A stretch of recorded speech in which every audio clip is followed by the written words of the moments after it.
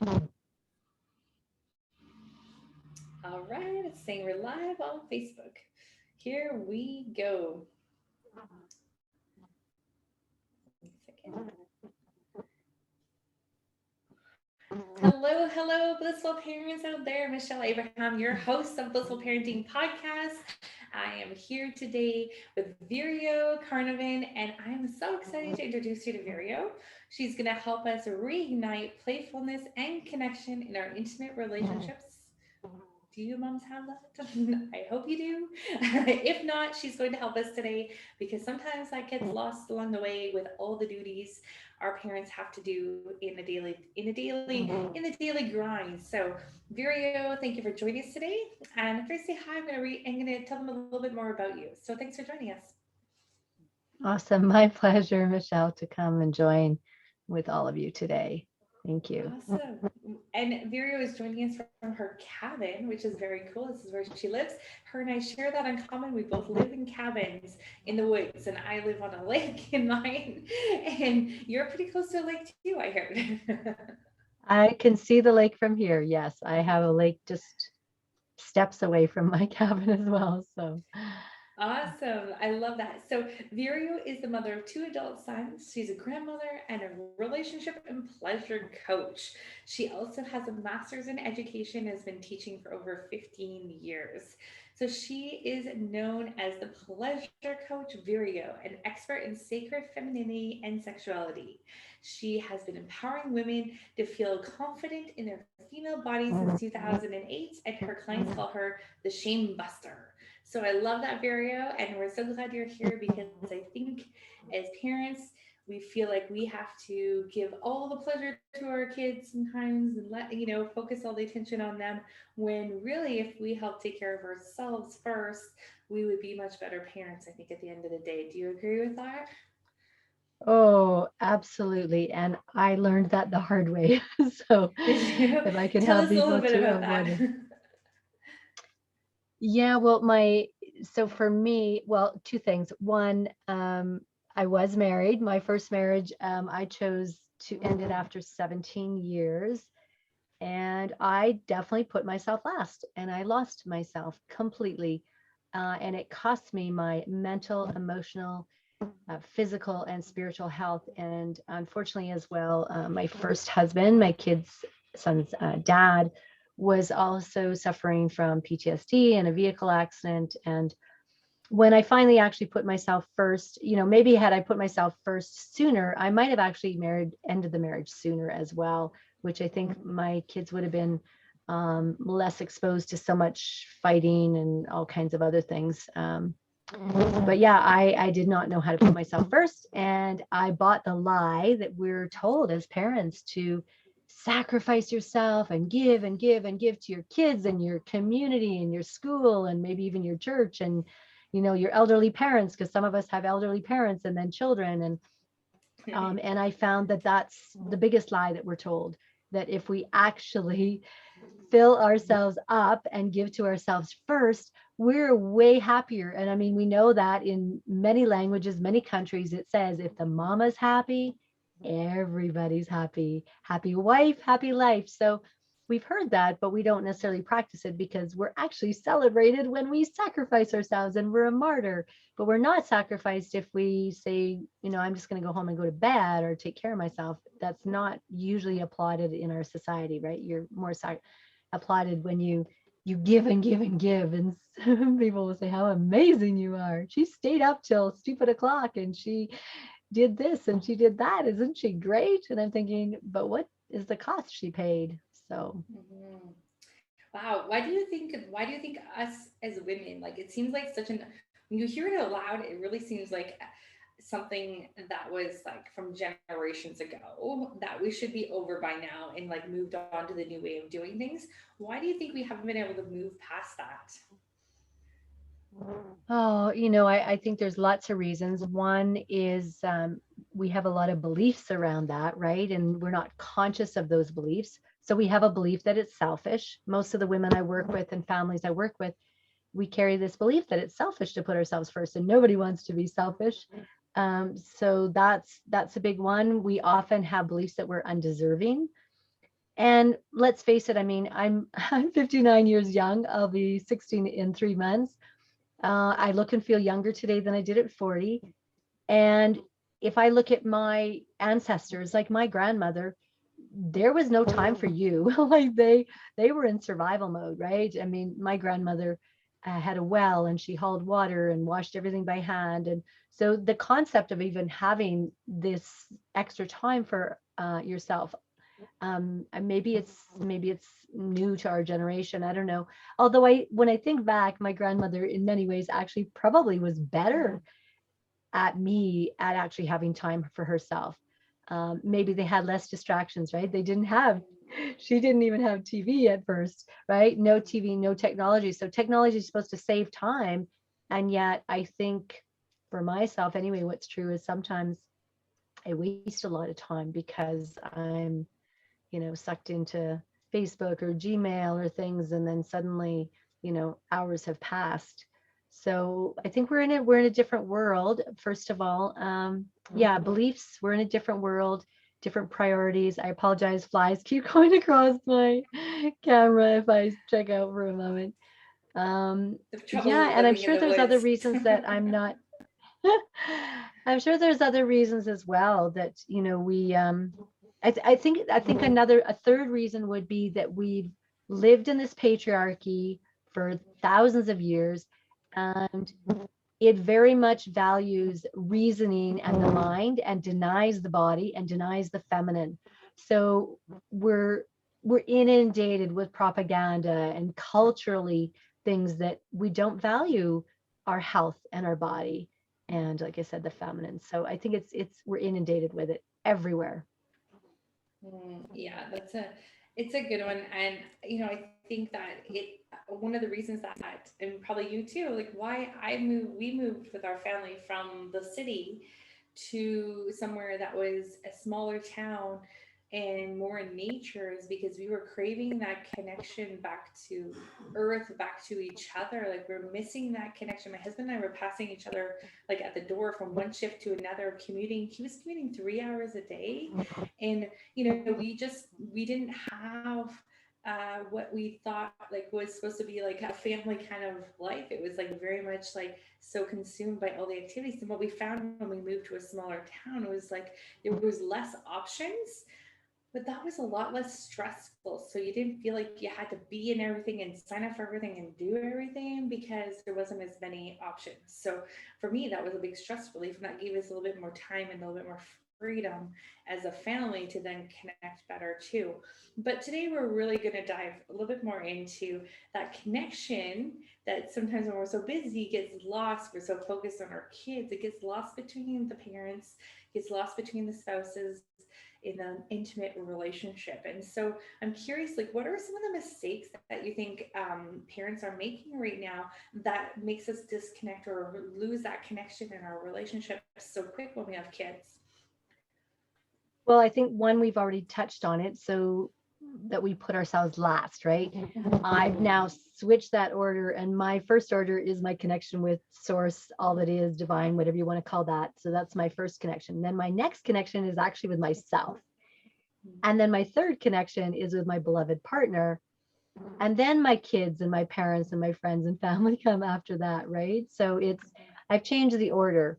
Whereas before, I was very unconscious and I had put my kids first. I'd put my kids, my parents, my first husband. I'd put everybody and everything else first. And so that's probably the first one. And I think the next one is that we we don't realize that we're really good at investing time with our children. And I remember listening to you with Heather and Genevieve, right? We need to have that connection with our children, so we need to actually have quality time with them. And yet sometimes we don't. And maybe if we do, we forget that we also need that with our husband, right? With our partner. So and I think it's easy to, especially for those who have chosen to get married or be in a long-term relationship and have a family and kids, we we don't continue to invest time, right? We take care of our vehicles, we take care of our homes, we take care of our kids, but we forget to actually invest time in our intimate relationship. And so we neglect it, right? And we neglect ourselves. I mean, that's what I did, both neglected myself and then my partner. Well, that didn't even make it to the list either. So it's no wonder we don't have that connection, because we've neglected it, right? And so part of it is to come back to that place of more devotion and connection of the things that we did at the beginning, like before we had children, right? When we were with our partner and you do special things for each other and you have dates. And um, so I think forgetting that we still actually need to do that and not to take each other for granted. So those would be the two, I think the two big ones. Um, and I think then the third one would be that when we have change, and let's face it, having children changes our lives drastically. It's, they don't come with a manual. And myself and probably those of you who are listening, there's a lot of things that are surprising, right? I found for me, I went from having this freedom 24/7, and then you've got kids and suddenly you're 24/7 a parent. You can't just say, well, today I'd like not to be a parent. We're still a parent. So I think, we're not really prepared for that change.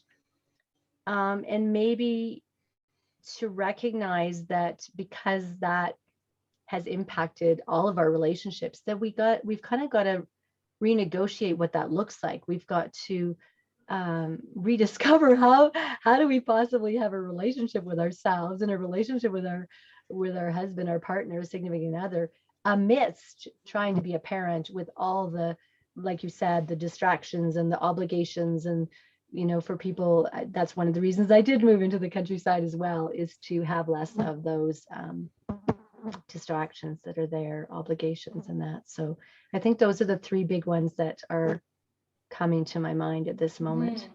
Yeah, those are great. I can definitely relate to all of those. And like, do you think also too, like after having kids, there's some changes, like you're tired, you're exhausted, like there's so many things to do in a day. And then our parents that we're talking to today are mostly school age kids, so they've gone through that darkness phase of having kids to kind of seeing the light in the tunnel. The kids are in school now, but then there's so many things in a day to get done. Like, what are some tips as to little things that we could do that will help spark that connection with our partner, that might not take a lot of time, and that you can still feel like you're connecting? Yeah, and what you said also sparked one other thing, Michelle, is that when we have children, especially for us as women, our bodies change. And some of you might have gone through or going through perimenopause or menopause, and so we have these huge changes in our body as well. And our bodies aren't always doing things the way we would like them to, as we recover from pregnancy and childbirth and parenting and exhaustion, right? All of those things play a big part. So I think one of the big ones is to be compassionate with ourselves, be gentle with ourselves. First of all, I think that's super important. And then another one would be to transform some of those beliefs. I mean, that's, find somebody who can help you to transform the beliefs. That's with my clients. That's one of the things I do is we do a lot of mindset shifting, so that we can transform those beliefs that are stopping us, right? Like we talked about at the beginning, that it's selfish, or we don't deserve it, or who do we think we are, or we worry. Yeah, or we worry about judgment from other people, right? So I think that would be one of the big ones, would be to reach out and get some support to transform some of those beliefs, so that you can actually believe that you deserve to have an intimate, happy relationship in and out of the bedroom in all those areas, and that it actually impacts everything, right? Again, when the mom is happy, everybody's happy, right? So if we do things that so prioritize our own happiness, not only in our relationship, but I would say start with yourself. So one of the things that I started to do kind of more in the latter years of parenting was I started to gift myself the first 10 minutes of the day or half hour of the day. So rather than getting up and taking care of my children and and them getting ready for school, I started to get up maybe 10 minutes or half an hour earlier, and I did things for me. I did my pleasure practices that I have, and also meditation, and I do a little bit of goddess qigong workout. So I did that in the morning. So started to prioritize my time for myself. So I went to bed a little bit earlier, which, that's always a little challenging for us as parents, right? When do we say it's enough of all the things that we've done? So I would go to bed a little bit earlier and so one of them is, yeah, put yourself first, put that time first for yourself in the morning. And then to schedule the other tip would be to schedule time with your partner, and to not let it disappear off the calendar, to actually stick to it no matter what, that you've got that date night, whether you've had a fight or not, especially maybe if you've had a fight, is you stick to the date night and you move through that, because that's really giving you and your partner the message that your relationship is important, right? And then what a beautiful role model for our children. Like, I mean, I'm sure as parents, I know that's true for me. I want my children to be in a happy, healthy, satisfying relationship. Um, so we've got to model it, right? If we don't model it, they're never going to learn that. So ourselves a priority, the relationship a priority, book those date nights. I mean, ideally, if you could weekly, and if you can't weekly, then at least once a month, you know, send the kids to grandma or get a babysitter. It's worth the investment, you know. And sometimes we think, oh, well, I can't afford to. And that was one of your other talks I listened to. And it's like, well, we can't afford not to, actually, Right. because Yeah. the irony is, if we don't fill ourselves up from the inside and reconnect and rekindle that connection with our partner, we'll end up wasting that money on, we'll eat emotionally, or we'll go shopping, right? As women, we will fill ourselves up with mindless shopping or other things. So the money that you might have paid a babysitter, if that's what, because some of us that, some people don't have family nearby. I know that if we don't invest that money into our relationship, the money will go somewhere else anyway, because we're not filled up, we're not nourished. So we end up trying to fill up in other ways that aren't usually that healthy. So I love those that. are It's kind a of like couple you're, of tips. yeah, it kind of feels like it's like, yes, what are some tips that we can do to connect with our spouse, but like connecting with them has to make you have to feel good about yourself first before you can even connect with them. So then taking the time for you first is then going to prepare you to then feel good, not guilty, be ready then to give more energy to someone else when you've got a full cup. So I like how you answered that, because it really was like bringing it back to, yeah, sure, there's lots of things you could do during the day to connect, or, schedule date nights and things like that. But at the end of the day, if you're still not taking care of you first, then that's never going to really help anything. Is that right? Absolutely, absolutely. Yeah, and then just that reminder to reach out and get some support if you've got some beliefs that are stopping you, which my experience has been the women I've been blessed to serve and their families, as most of us do, right? The undeservingness, it's selfish, or I don't have time, right? That's another one. We tell ourselves the Time. time, we don't have time. And yet, check your phone. I don't know how to do that on my Android yet. I've still got to figure it out. But I know on the iPhones, you can go and look, how much screen time have you had? And Right. so most of us, we do have time. We just haven't made it a priority. So, Do you have any tips for how to like conquer that that obstacle that we put up of time? well, one is, yeah, to do some mindset shifting on that, get some support. That's probably the first thing that I do working with my clients, is we transform some of those beliefs, because that's usually what stops us, is the mindset that we have. Um, and I think then the other one is to communicate with our family, because we're now going to be changing things, right? So communicate with our family, set ourselves up to win, and sit down and have I liked regularly with my children, we had a Sunday night, we planned the meals for the week, and we also talked about what we all needed. So I would say things like, I need to know that when I'm doing my practices in the morning, that I'm not interrupted. And, if you get up before me, you're welcome to go and, get your own breakfast started. So we teach our children independent skills so that they don't um, uh, need us for everything, right? So we start to tell them what we need. We ask for what we need, and what beautiful role modeling, right? As parents, when we can tell our children, these are my needs too, and we show them that we have individual needs, and then they can start to ask for what they need as well. So I think, and then we can set ourselves up to win, that they don't just suddenly find mom's not available and she used to be like catering to us in the morning and now where's mom? Like what happened to mom, Yeah. right? So it's asking for what we need, set it up to win, tell them, when I have those 10 uninterrupted minutes or that half hour in the morning, what that provides for me. So we can tell them what it provides for me is it helps me to fill my cup so I can give to you from my overflow. I'll be more relaxed. I won't be so cranky. I'll be happier.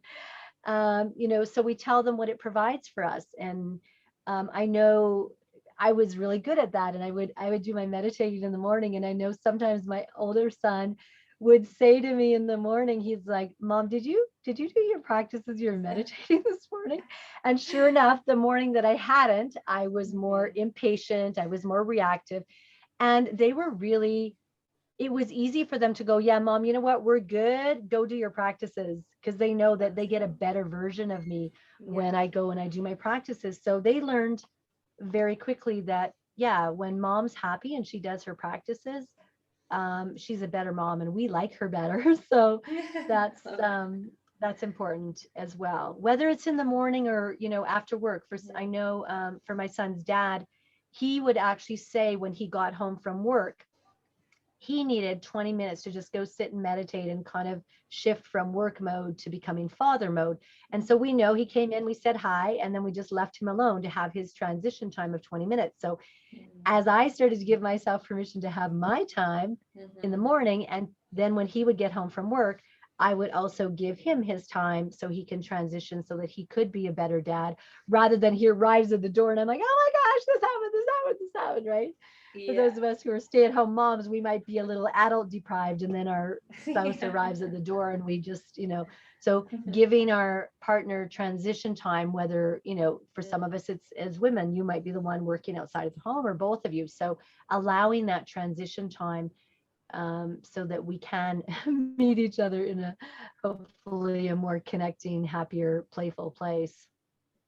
I love that. Yeah, I remember my mom doing that. Actually, she was telling me this weekend when I saw her that she's like, when she used to come home from work, she'd like actually sit in the car for 10 or 15 minutes to do some deep breathing and decompressing before she could come in. Because when that way our house was set up, you come in and she was like right in the middle of the kitchen and all the chaos. And she was just like, I can't handle all that right from the beginning. So she was telling me that this past weekend actually, which was interesting. And it just reiterates, yeah, you really need to give yourself that permission. I love what you said about the Sunday meetings too. I think that's a really great idea, just so everyone can. I've got a Virgo son, and so he always loves to know like what's the plan, what's the plan, and so I think that would be really helpful too, like to really set out the week in a good way and ask everyone what their needs are. I think that's a great idea. Absolutely. That's awesome. So can you share with us how you work with your clients? Like what do you offer your clients? Is it in a one-on-one kind of setting or group setting or what it is? And then we'd love to find out more about how to work with you. Yeah, I have kind of two options. I have, my pleasure program, which is for women, and they receive group coaching from me. Most of them are moms. That's just kind of the ones who come to me. They receive one-on-one private coaching, and they work with me for 12 months, because my experience has been that in order to have lasting change, I used to work with women for 3 months. And then what I noticed is the women who had the most transformation and their relationships were like happy in and out of the bedroom, and things had really shifted and they were happier. They were actually the women who had me there supporting them, mentoring them. They had the sisterhood for 12 months. They had, um, lots of support to transform those beliefs. So the mindset practices, we transform those as well. And then, so that's one thing that I do. And then the other one is I work with families, and all of this right now, of course, is online. There's, blessings with that. We can work remotely. Um, I also work with families. I have a couple families that I work with where um, I'm working with their children as well, and I work with the parents because I usually won't work with the children, and some of them are adult children, unless I also work with the parents, because what I find happens is if I support the children in transforming some beliefs, but I don't actually work with the parents as well, then what happens is the parents sort of drag the kids back into that old belief unconsciously, not intentionally, because the beliefs come to us when we're in utero to 7 years old. So for those of us who are parents, it's okay. We all made mistakes. We did the best we could when our children were little. So don't beat yourself up for those mistakes that you made. And we can shift those beliefs. We can get support so that you can help your kids, so that if they have beliefs that aren't serving them, or you have beliefs that aren't serving you, then you can shift those. And we can train. That's what I do, is I support you in training your subconscious mind to go from all those draining, I call them the 4 Fs, fight, flight, freeze, or FU, which becomes hallway sex after a while. And I help you to train your subconscious mind to go to more states of being that are uplifting, right? Like hope and courage and willingness and peace and communication and connection and all of those. So, yeah, and I tend to, one of the things I do with families is when I'm working with, let's say, their child, whether it's a, younger or teenage or adult child, I actually have the parents, we talk about it first, and I invite the parent to stay in the session when I'm working with their child, as long as they both agree. And the deal is the parent actually has to remain silent during the entire session. And Awesome. what happens is they get double coaching, because what happens is, inevitably, like 99% of the time, whatever belief I'm supporting their child in transforming, it's a belief that the parent has also carried probably for decades. So they get to do the inner work while I'm working with their child. So they kind of get like 2 sessions in one. But I find that it really supports the whole family in transforming some of those beliefs that just don't serve anymore, right? And oftentimes we've carried these beliefs from generation to generation to Yeah, generation, they're and not it's even our own, right? Like, get rid of them. yeah, Yeah, yeah, wow, for that's sure. awesome. Those sound really amazing, like amazing programs that I think most of the moms listening in today can relate to the 4Fs that you're probably very familiar with right now. And if you can relate to those 4Fs, it probably means that you should probably spend some more time on yourself, having some more pleasure in your life, connecting more, having some more freedom to do those things and giving yourself permission to do that. And if you want to find out more about Vireo and her programs, you can check out pleasurecoachvireo.ca. And Vireo is spelled Vireo. So it has Vireo told me how to pronounce her name. It's like Vireo, like Cheerio. Now that's always stuck with me since you told me that. Makes it easy to Awesome. pronounce your name. Anywhere else you'd like to send people, Vireo, to find out more information and to connect with you? Yeah, this is for the moms in particular, women in particular, is I have a women only Facebook sisterhood group. It's called Sacred Pleasure Path Sisterhood. Sacred Pleasure Path Sisterhood.